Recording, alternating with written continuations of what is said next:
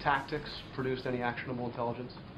Well, this is something that the President felt it was important for us, for the American people, to have a clear, unvarnished look, or at least as clear a look as possible into this classified program about what actually transpired.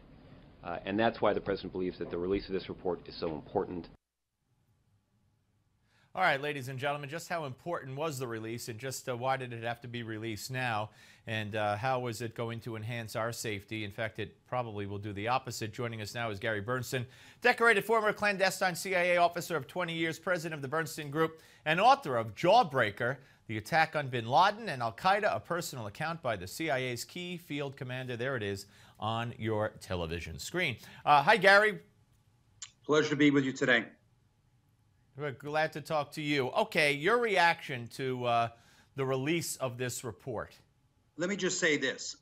The Obama administration, in the inner circle of the Obama administration, there's only one person who's a career intelligence officer, and that's John Brennan, the director of CIA, who happened to be the chief of staff for George Tenet during this period of time.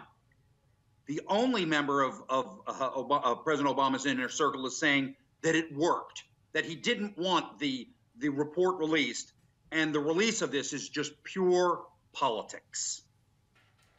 Yep, I couldn't agree with you more. But, you know, when the Secretary of State says don't release it, I know there's a separation of powers, but you got to feel if the President followed his Secretary of State and called Dianne Feinstein and said, look, don't release this, because you're putting our people all over the world in danger.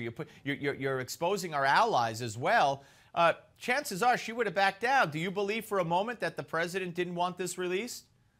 Well, I think the President wanted this released because it validated his attacks on his predecessor, George Bush. And the President and this administration is talking out of both sides of their mouth. At one point, they're saying, oh, it's not so bad, it's not going to cause a threat. And on the other hand, they're sending out messages across the Middle East, South Asia, and North Africa to all our embassies that you may be under increased threat of attack right now, so prepare yourselves. Yeah, no, I know that's totally insane. Do you believe that the ultimate? Yeah, it is stunning stuff, but it's not, to me, it's not surprising coming from this administration with all the stunning stuff they've done, which seems to point in the opposite of the interests of this country and its safety. But that aside for a second, do you believe the ultimate goal here is to somehow lay the groundwork for prosecution of one or more of those who instituted these policies? DOJ has already stated that there was no evidence of illegal activity. So I don't believe that they're going to move forward with any types of prosecutions in this particular case. But what's so bad about this is we are facing a real threat right now from ISIS. The threat from ISIS is 5 times greater than what we faced from Al Qaeda 14 years ago. The number of attacks, worldwide terrorist attacks, is increased tenfold. And if we go to a allied nation right now with a sensitive project and say, we need your help, they're much less likely to want to help us, especially if we say, do this with us and we'll keep this secret. Yeah, that's pretty much been proven not to be the case. Absolutely.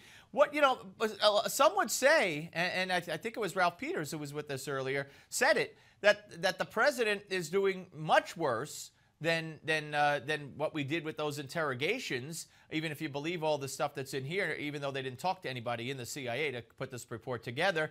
I mean, the President's killing Americans overseas that he believes, you know, could be a terrorist threat with a drone. And he's also blowing away enemies who are not Americans who could give us valuable intelligence. So what's worse, capturing them and getting intelligence out of them, or just killing them? I would rather be waterboarded than killed by a drone. I can say for a fact that's how I feel about that.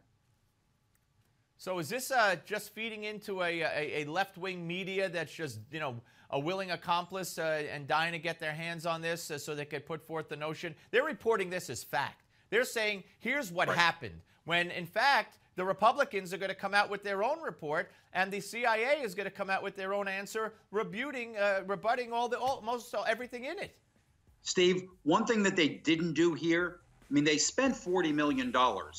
They didn't interview a single senior officer involved in this program. No one. Right.